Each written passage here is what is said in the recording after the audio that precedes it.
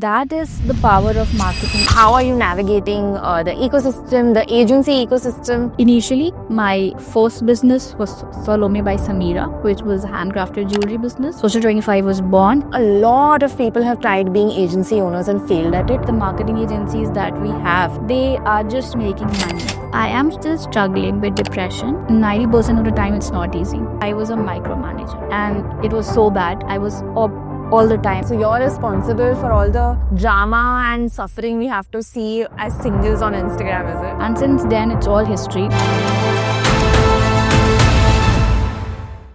Hi everyone, welcome to She Means Business, presented by Network. I'm your host Nirva, and today we're going to be speaking to a very unique founder. At just 28, she has been a serial entrepreneur already, an entrepreneur first and a marketer next. She has really cracked what it means to run an agency in India and grow it, something that a lot of solopreneurs are not able to crack. Having battled mental illness, taking responsibility of her household, and running this agency out of a tier 3 city, which is Gorakhpur. Samira has truly not just broken glass ceilings, but she has risen above it. She has just launched her own wedding social media arm as well, which proves to us that ambition has no limit, regardless of the cities that you grow up in and regardless of the circumstances that are handed out to you. So this is going to be a very interesting chat because it's going to be with a young entrepreneur, a young woman entrepreneur who's going to be inspiring multiple women, being a marketer herself and doing this through social media. So we're very excited to have Samira on board. Hi guys, today we're with the founder of Social 25, a 360 marketing agency that has been founded and is run by a very young woman entrepreneur, Samira Khadija. Samira, we're so happy and excited to have you on board and excited to know about your journey and how are you navigating the ecosystem, the agency ecosystem, and about your clients. So yeah, let's get started. Likewise, thank you so much for having me, Nirva. So let's start with a little bit of your background. We know that you've been an entrepreneur since the age of 17.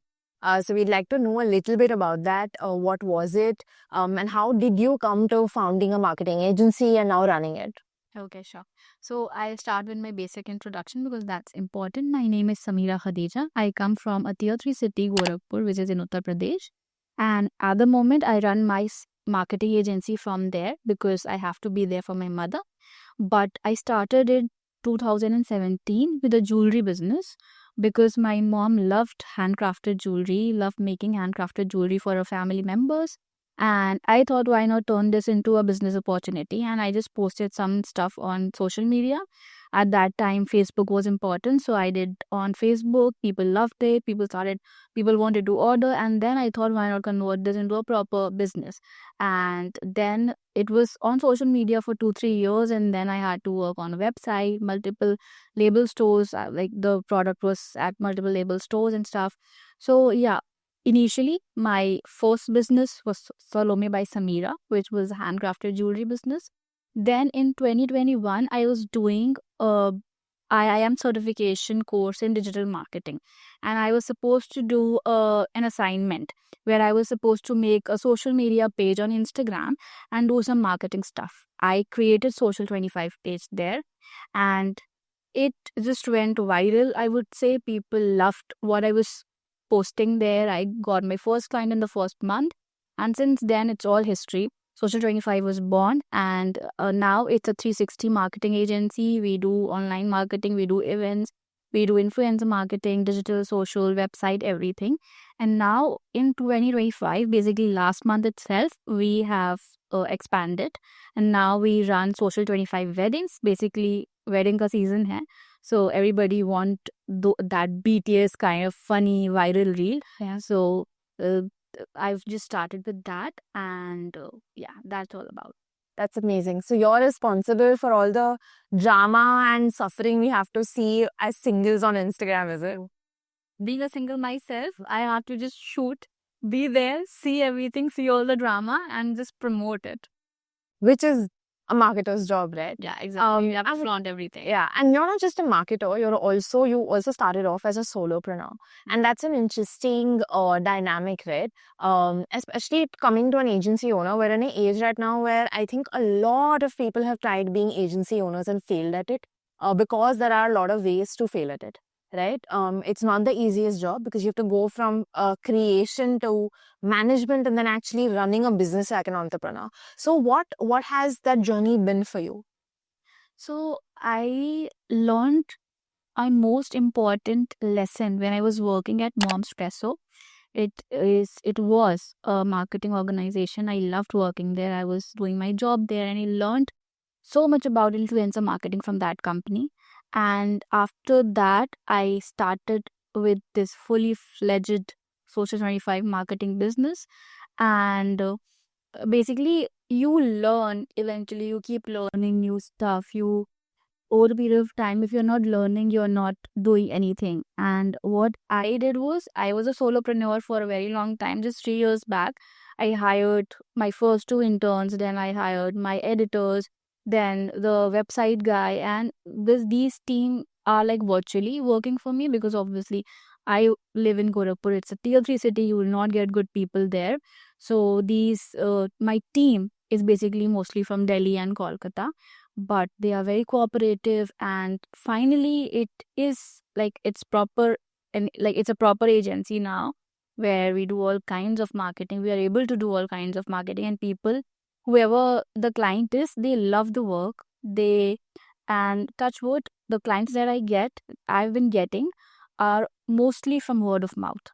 So that is the power of marketing. If you are doing your 100%, if you're giving your 100%, and if you think about your client, the benefit, because mostly these days, to be honest, the marketing agencies that we have, they are just making money.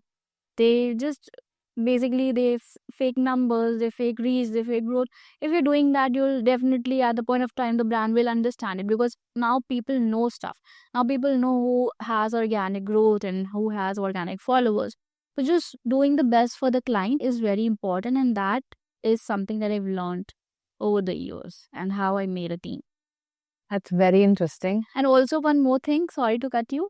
Uh, Being a, what do we call it? Initially, when I started with my first 2 interns and 1 editor, I was a micromanager, and it was so bad. I was up all the time. I wanted it to be my way, my way, my way. And that time I learned that I have to let that go. I have to let them take the lead. So micromanaging is something that I learned that I don't have to do. So yeah, that's about it. Love that last part because I think a lot of solopreneurs right now who are trying to, expand, like be bigger, have to learn or to build out of this and build out of this challenge and actually face it head on and not be micromanagers. And you've been able to do that successfully, which is amazing. What is that one thing we've always noticed that, to be an entrepreneur, you need a lot of grit. You need a lot of patience, and to do it over a long period of time, right? You've been doing it since you were 17. There has to be some sort of fiction, some sort of origin story. Do you have one? So I was doing CS in 2015-16 after my 12th, because I was not okay studying in Gorakhpur, doing my college in Gorakhpur. I was crying. I told my father I don't want to go. I don't want to study in Gorakhpur. But I had no other choice at that moment, because I come from a conservative family, and my father, being the only child, he was worried that at the moment I would not let you go to Delhi or some place else. But he was still supportive. And I told him I want to do CA, and then I went to Lucknow. So I was doing my tuition coaching. You have to do that. So one day, one of my professor asked not just me, he was asking all the people out there, what is your talent? Then he asked me, everybody was telling singing, dancing, this, that. And then he asked me that question, and I was blank. I was literally blank, and I thought talent. And I clearly told him I am talentless. And that part hit me. And then I came back home the next month. I saw my mom doing the jewelry stuff, and I just thought that I have to be talented. I cannot be talentless. I cannot be only into studies and stuff. So just 1 month, like that question, after 1 month, I started Salome by Samira, and now I am talented. I mean, I love doing marketing, the type of content creation I do. I think, yeah, people love my work, and that was the origin of my entrepreneur journey, basically. So yeah, that I don't think the teacher remembers me or anything, but yeah, his question hit me hard. That's incredible. You've told us about your struggles with mental health. Is there something that you'd like to share, which will help a lot of other people and entrepreneurs who are struggling with it as well? Um, so that, they can feel inspired, feel more at peace with themselves and feel more supported through this journey? Definitely. So I am still struggling with depression. I People take it as a taboo. I was also never very vocal about it. But yeah, finally I think we should talk about it. It's like fever. If you have fever, people take care of you. If you have depression, people will also take care of you. Or if they don't understand what you're going through, then also you can be blunt. You can just tell them that you're not feeling like doing something. So my struggle, it's not struggle exactly. I was in ninth standard when I had my first panic attack, which the doctor told me that he was just a physician. So he came, he was family doctor. He said I got scared because of exams, but that was not the case. I was never scared of exams, and exams had passed because after that first panic attack happened. And because in Gorakhpur, obviously, people don't know about these stuff, and it's years back. So the anxiety part started in nine because I was the only child. I always thought that I come from a joint family, so I have my sisters who are like my siblings who love me to death. But still, I always thought that I am the only child. What will happen to me when my parents are no more? And this thing was always there in my mind, and anxiety was there, but I was not doing anything about it. And then suddenly in 2019, I lost my father to a sudden cardiac arrest. And it was very tragic type of incident because I was in Delhi for my admission. My mother was there, and we were coming back on the 8th. And when we reached house, my father was dead. So, Sorry. yeah. So it was very tragic, but finally I am able to speak about it, and I have like it's always the same thing. It's like it's happened just yesterday. But yeah, after his death, I was like, okay, I was worried about this particular thing my entire life for over so many years, and it has happened. Now what? Then I don't know how I went to college. I was studying, and suddenly in 2020 or 2019, I consulted the doctor for the first time, and she told me that it's proper clinical depression. So I got into meds and stuff, and I was doing therapy, on and off therapy always. It doesn't help always. You have to do, like, you have to help yourself, which is also very, very hard when it comes to depression and mental illness, because obviously I know I'm suffering from something. Obviously I know I want to get better, but it's 90% of the time it's not easy. Yeah. And so many people these days suffer from mental illness, is why I thought that it's very important that everything looks very good on social media. If you will come on my social media, you think I have such a good life, but it's all fake. I am a social media manager, but I'll be very honest, more of the things are very fake. And people are struggling. Most of the people have so many problems on the backhand. They have mental illness, they have not depression or anxiety, but they still suffer from something or the other. So it's very important for you to realize it. It's very important for you to just take help. If not, I'll be very honest, family members, friends don't really get it that easily. It's very tough for them to understand, okay, you are suffering from anxiety. Don't think about it. Don't think about it. They'll say, ye karo, wo karo, don't think. So that's not help. Take proper help, professional help. And I'm still struggling with it. I'm still on my medications. And before coming to this interview, I took my medications and came. But the good thing is that I am learning so much over the period of time. I've learned how to handle my panic attacks and this. So it's like, if you have something, if you're suffering from mental illness, don't be shy, talk about it, tell about it to your loved one, closed ones. And if you don't feel like doing something, don't do it. Don't do it for the peer pressure. Don't do it because you think that, okay, that person might feel bad or something like that. And touch wood, my depression has always helped me work more, because the work part is something that makes me the most happy. Apart from anything in the world, I am the happiest when I'm working. So touch wood, there are people who are suffering from mental illness and they are unable to concentrate on the work. So this has helped me that, okay, when I'm helping, when I'm working, when I have my clients, I am the, like, at most peace. So that is just a plus point in my case. But yeah, it should not be a taboo, and that's why I just wanted to mention it here.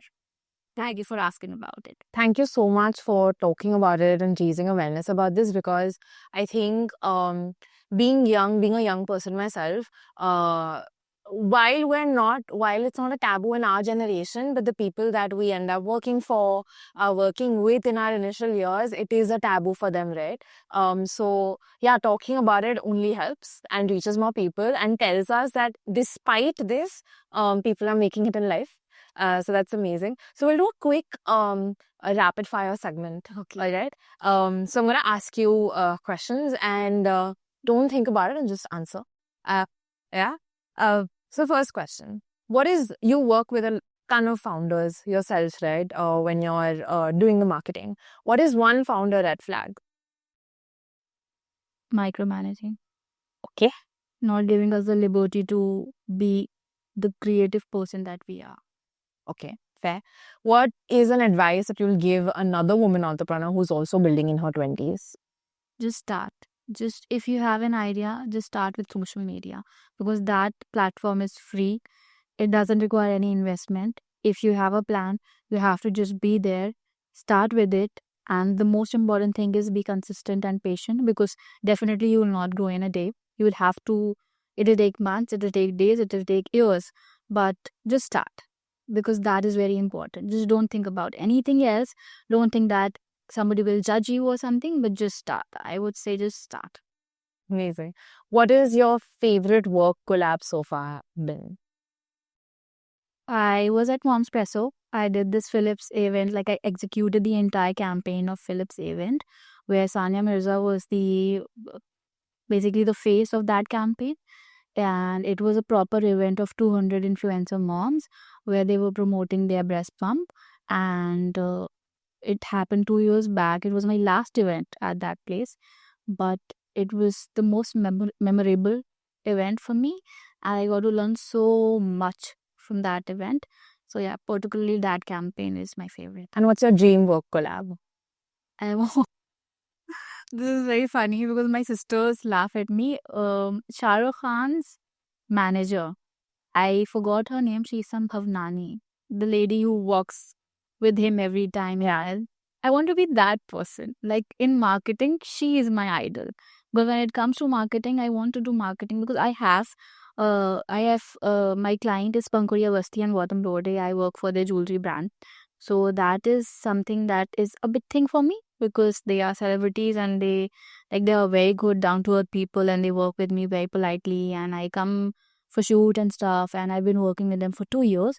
But from here till Shah Rukh Khan, if not Shah Rukh Khan, Aryan Khan, or some big celebrity is something that I just aim for. Fingers crossed. 2026, we'll see that coming. And what's one thing, one trend in the industry that you're seeing for 2026? In the industry? Yeah, in marketing. See, events. Because earlier it was all about influencer marketing, but now all the major marketing agencies are running after events because it has big investment. It involves big investment. It involves a lot of big people, a lot of sponsorship. So earlier it was all about influencer marketing, but now in like tier 1 cities, it's events. But I'll tell you about my city, tier 3. Now, after 2-3 years, the social media game has picked up there. People, brands, businesses have realized the importance of social media. They are hiring brands and they are investing in influencer marketing. So that is the difference between a tier 1 and tier 3. That the tier 1 city, we were doing influencer marketing 2-3 years back. It was at peak. Now they are doing events. That is at peak. And in the tier 3 city, after 3 years, social media is there, influencer marketing is there. Very interesting and insightful. Thank you so much for joining us here today, Sameera. We had a ball talking to you. And thank you so much. And we hope you enjoy the event today as well. Yeah, definitely. Thank you. I would want to thank Network for having me here, for giving me this opportunity, because I just got to know about it a few hours back. I was nervous, but you made me very comfortable. So thank you, Nirva. Thank you so much.